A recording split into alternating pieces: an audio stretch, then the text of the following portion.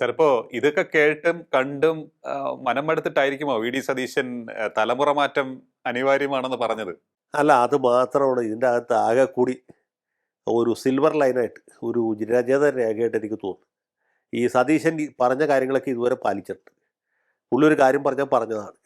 അത് പുള്ളിയുടെ ഈ ഒരു കാര്യം ഞാൻ പറയുന്നത് തമാശയായിട്ട് മാത്രമല്ല, ഒരു പകുതി തമാശയായിട്ട് പകുതി കാര്യമായിട്ടും പറയുന്നത്. ലിയോ ശ്രദ്ധിച്ചോളൂ എന്ന് എനിക്കറിയില്ല. ഈ മലയാളത്തിൽ തൽഗുണം എന്നോ അതൽ ഗുണം എന്നോ മറ്റോ ഒരു അലങ്കാരമുണ്ട്. കൃത്യം ഞാൻ ഓർക്കണില്ല. ഞാൻ സ്കൂളിൽ പഠിക്കുമ്പോൾ ഞാൻ പഠിച്ച സ്കൂളിൽ ഗ്രാമർ വളരെ കമ്പൽസറി ആയിരുന്നു. അപ്പോൾ ഒരു തിരുവല്ലക്കാരിയായ ഒരു ശോശാമ്മ ടീച്ചറാണ് ഞങ്ങളെ ഗ്രാമർ പഠിപ്പിച്ചത്.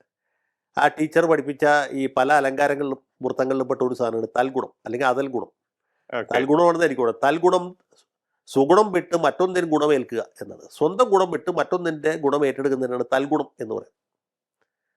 സബ്ജക്ട് ടു കറക്ഷൻ കേട്ടോ. വളരെ പഴയ 1977-78 കാലത്ത് ഓർമ്മയെന്ന് പറയുന്നതാണ്. ഞാനിപ്പോൾ വൃത്തമഞ്ജരിയും സാഹിത്യവും നോക്കിയിട്ട് പറഞ്ഞതല്ല. അപ്പോൾ തെറ്റ് പറ്റാനുള്ള സാധ്യത വളരെ കൂടുതലാണ്. ഈ സതീശന് ഒരു ഗുണം അല്ലെങ്കിൽ ഒരു ദോഷമുള്ളതെന്ന് വെച്ചാൽ പുള്ളി പിണറായി വിജയനായിട്ട് ഫൈറ്റ് ചെയ്ത് 5 കൊല്ലമായിട്ട് ഫൈറ്റാണ്. ഏതാണ്ട് ഒരു കതറിട്ട പിണറായി ആയിട്ട് പുള്ളി മാറിയിട്ടുണ്ട്. പറഞ്ഞ മനസ്സിലായി. ഇത് തമാശ ആണെന്ന് പൂർണ്ണമായിട്ട് തമാശയല്ല, അതിൽ ഒരു സത്യമുണ്ട്. അദ്ദേഹത്തിൻ്റെ ബോഡി ലാംഗ്വേജും അദ്ദേഹത്തിൻ്റെ സംസാര ശൈലിയും ഒക്കെ ഏതാണ്ട് തൃശ്ശൂർക്കാരുടെ ഭാഷ പറഞ്ഞ ഒരു അര പിണറായിയാണ്. തൃശ്ശൂർക്കാരൻ അങ്ങനെ പറയാം, കൊള്ളാൽ ഇത് പിന്നെ ആളൊരു അര ചാക്കോളേ ഉള്ളൂ എന്ന്. തൃശ്ശൂർ വലിയൊരു കാശുകാരനാണ് ചാക്കോള. മനസ്സിലായോ? സാമാന്യ കാശുകാരനായ ഒരാളെ കണ്ടപ്പോൾ ഇവന് ആൾ കൊള്ളട്ടെ, ഇവന് ആളൊരു അര ചാക്കോളയാണ് എന്ന്. അതുപോലെ ഒരു അര പിണറായിയാണ് പുള്ളിയുടെ ആ ഒരു പിടുത്തോട്ട്. രമേശിന് അതില്ല. രമേശ് കുറച്ചുകൂടി ഇതാണ്, സോഫ്റ്റാണ്. പുള്ളി ഒരു ഫ്ലെക്സിബിലിറ്റി ഉണ്ട്. സതീശന് അതില്ല. പക്ഷേ സതീശന് ഇതൊരു ഗുണമായിട്ടാണ് ഞാൻ കണക്കാക്കുന്നത്. കാരണം എന്താ വെച്ചാൽ കോൺഗ്രസിൽ ഇന്നത്തെ കാലത്ത് ഒരു അര പിണറായി അല്ല, ഒരു മുഴു പിണറായി തന്നെ വേണം. കാരണം അത്രയും കുത്തഴിഞ്ഞ നിലയിലാണ് ഈ കാര്യങ്ങൾ പോകുന്നത്. അപ്പോൾ ശക്തനായ ഒരു നേതാവ് ഈ സമയത്ത് അനിവാര്യമാണ്.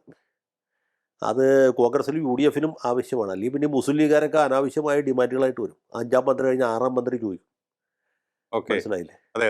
കോൺഗ്രസിൽ തന്നെ ഇനി മെത്രാന്മാരും സമുദായ നേതാക്കന്മാരൊക്കെ വന്ന് ഞങ്ങൾക്ക് അത് കിട്ടിയാൽ പോരാ, ഇത് കിട്ടണം എന്നൊക്കെ പറഞ്ഞ് വാശി പിടിച്ച് വരുമ്പോൾ ഒരു അരപ്പിണറായി പോരാ, ഒരു മുഴുപ്പിണറായി ആയിട്ട് തന്നെ കാര്യങ്ങൾ നടത്തണം. എന്നാലേ സംഗതി രക്ഷയുള്ളൂ. അല്ലെങ്കിൽ സംഗതി കയ്യിൽ നിന്ന് പോവും. ഇത്തവണ ചിലപ്പോൾ UDF ജയിക്കും, പക്ഷേ അത് അവസാനത്തെ ജയമായിരിക്കും. പിന്നെ ഒരിക്കലും ജയിക്കാത്ത അവസാനത്തെ വിജയമായിട്ട് പറഞ്ഞു. ഞാനിതിപ്പോൾ പ്രാകുന്നതല്ല, ശപിക്കുന്നതായിട്ട് വിചാരിക്കണ്ട. ആ നിലയിലേക്ക് കാര്യങ്ങൾ പോകുന്നതിൻ്റെ എല്ലാ ലക്ഷണങ്ങളും ഇപ്പോൾ ഉണ്ട്. ഇപ്പോൾ ഈ കൊച്ചി മേയറെ തിരഞ്ഞെടുക്കുന്നത്, തൃശ്ശൂർ മേയറെ തിരഞ്ഞെടുത്ത് കണ്ടില്ലേ? 4 തവണ കൗൺസിലറായ ഒരു സ്ത്രീ തൃശ്ശൂർ നടക്കുന്ന എല്ലാ സമരത്തിൻ്റെ മുൻപന്തിയിൽ കയറി നിൽക്കും. പോലീസിൻ്റെ അടി കൊള്ളാനും ജനകീയ പ്രക്ഷോഭം നടത്താനും കോർപ്പറേഷൻ പിക്കറ്റ് ചെയ്യാനും ഒക്കെ നടന്ന ഒരു സ്ത്രീ. ലാലി ജെയിംസ് എന്നാണ് അവരുടെ പേര്. അവർ മേയറാകേണ്ട ഘട്ടം വന്നപ്പോൾ അങ്ങനെയല്ല, കാശും പണവും കുടുംബമാഹാത്മ്യവും വെളുത്ത നിറവും നല്ല ഗ്ലാമർ അല്ലെങ്കിൽ പുട്ടി ലിപ്സ്റ്റിക്കൊക്കെ ഉള്ള ഒരു സ്ത്രീയെ കൊടുത്തിട്ട് നമ്മുടെ മേയർ. അതിന് അവർ നല്ല ഒരു ഗൈനക്കോളജിസ്റ്റാണ് തൃശ്ശൂർ. ഗൈനക്കോളജിസ്റ്റായി എത്ര പ്രസവം കൊടുത്തു അല്ലെങ്കിൽ എത്ര സർജറി നടത്തി എന്നുള്ളതല്ലല്ലോ, എത്ര സിസേറിയൻ ചെയ്തു എന്നുള്ളതിൻ്റെ അടിസ്ഥാനത്തിലല്ലോ മേയറെ തിരഞ്ഞെടുക്കട്ടെ. അങ്ങനെയാണെങ്കിൽ കറക്റ്റാണ്. നിജി ജസ്റ്റിൻ്റെ അത്ര യോഗ്യയായ വേറൊരു മേയർ സ്ഥാനാർത്ഥിയില്ല. പക്ഷേ സിസേറിയൻ്റെ എണ്ണത്തിൻ്റെ അടിസ്ഥാനത്തിലോ എത്ര പ്രസവം എടുത്തു എന്നുള്ളതിൻ്റെ അടിസ്ഥാനത്തിലോ അല്ല, പൊതുപ്രവർത്തനത്തിൽ എന്ത് പാരമ്പര്യമുണ്ട് എന്നുള്ളൊരു ചോദ്യമില്ലേ. 4 തവണ കൗൺസിലറായ ആൾക്ക് 1 കൊല്ലം പോലും മേയറായിട്ട് കൊടുക്കാതെ ശുദ്ധമായ പണപ്പെട്ടി രാഷ്ട്രീയം എന്ന് പറയാവുന്ന രീതിയിൽ ഒരാളെ കൊണ്ടിരുന്നു. ആ സ്ഥാനം കിട്ടാതെ പോയ സ്ത്രീ ക്യാമറയുടെ മുമ്പിൽ പൊട്ടിത്തെറിക്കുന്നു. അവർ പറയുന്നത് ശരിയായിരിക്കാം, തെറ്റാണെന്ന് വിചാരിച്ചു. എന്നാൽ പോലും അത് ശരിയാണെന്ന് ഒരുപാട് പേര് വിചാരിക്കില്ല. ഇത്ര നാളും മാർക്സിസ്റ്റുകാർ ഭരിച്ചപ്പോൾ, കാര്യം MK വർഗീസിനെ വച്ചിട്ടാണ് ഭരിച്ചതെങ്കിൽ പോലും അതിനൊരു അന്തസ്സുണ്ടായിരുന്നില്ലേ? ഇപ്പോഴത്തെ സ്ഥിതി എന്താണ്? കാശിൻ്റെ മാത്രം ബലത്തിലാണോ മേയറെ തീരുമാനിക്കുന്ന ഒരു ചോദ്യമില്ലേ? അത് തന്നെ വടക്കാഞ്ചേരിയിൽ കണ്ടില്ലേ? ലീഗ് സ്വതന്ത്രമായിട്ട് ജയിച്ച ഒരുത്തൻ 50 ലക്ഷം രൂപ കിട്ടുന്നത് കേട്ടപ്പോൾ ഉടനെ CPM സ്ഥാനാർത്ഥിക്ക് വോട്ട് ചെയ്യും. ആ വോട്ട് കഴിഞ്ഞാൽ അവർ ഒളിവിൽ പോയി. പിറ്റേ ദിവസം ബ്ലോക്ക് മെമ്പർ സ്ഥാനം രാജിവെക്കുകയും ചെയ്തു. അതുപോലെ അതിൻ്റെ അപ്പുറത്ത് അതിലും വലിയ തമാശ എന്താണ്, മറ്റത്തൂർ പഞ്ചായത്തിൽ കോൺഗ്രസ്സുകാരായിട്ട് ജയിച്ച 6 പേര് രാഖി രാമാനം പാർട്ടി വിട്ട് പാർട്ടി മാർത്തു. BJPയുടെ സഹായത്തോടുകൂടി വിമതരായിട്ട് ജയിച്ച ഒരു കോൺഗ്രസ്സുകാരിയെ വോട്ട് ചെയ്ത് ജയിപ്പിക്കുന്നു. അത് കഴിഞ്ഞിട്ട് അവർ താത്വികമായിട്ടും പ്രത്യയശാസ്ത്രപരമായിട്ടും സൈദ്ധാന്തികമായിട്ടും അതിനെ ന്യായീകരിക്കുന്നു. ഇങ്ങനെയുള്ള തമാശകളല്ലേ ആൾക്കാർ കണ്ടുകൊണ്ടിരിക്കുന്നത്. അതെ. ഇതിനൊക്കെ ഒരു അറുതി വരണമെങ്കിൽ ഇത് നിയമസഭയിലേക്ക് ആവർത്തിക്കില്ലേ? ശരിയാണ്. അപ്പൊ അത് ഒരു അറുതി വരുത്തണമെങ്കിൽ ആര് വരണം?